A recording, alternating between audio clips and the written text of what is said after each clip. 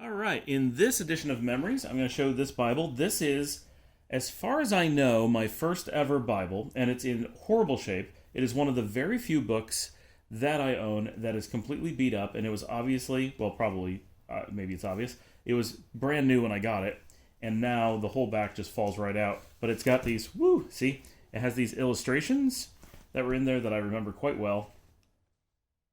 And it was well printed. It has nice font and everything. And this used to be, I bet this was originally silver, but it is definitely blue. Actually, it was probably always blue, but a lot shinier than it is now.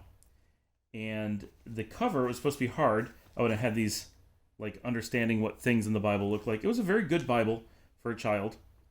And I was required all through, and it's King James, all through elementary school, I was required to have a Bible with me every day. And this is the Bible that I took to school.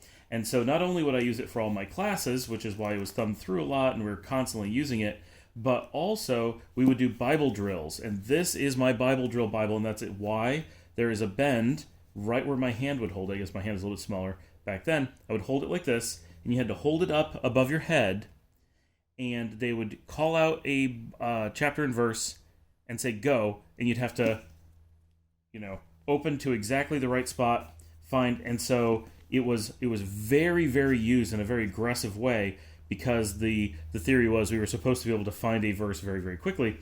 I don't know why finding a verse in the Bible quickly served any purpose ever, that you would seek out a single verse rather than reading it in context, but that was something that they made us do all the time, and hence why it is so beat up. But this Bible was with me every day for probably about 7 years. I got a much more adult Bible when I was a little bit older, but for those first years, and I rarely would have taken a better Bible to school because the Bible at school was always the one being thrown in your locker and kept in a desk. So I didn't have a locker until I was in public high school. So this never saw a locker. This would have been kept inside a desk that either had a top that opened up, or mostly they just had a metal lip beneath the desk, and this would just shove in there with pencils and few other things that we were allowed to keep.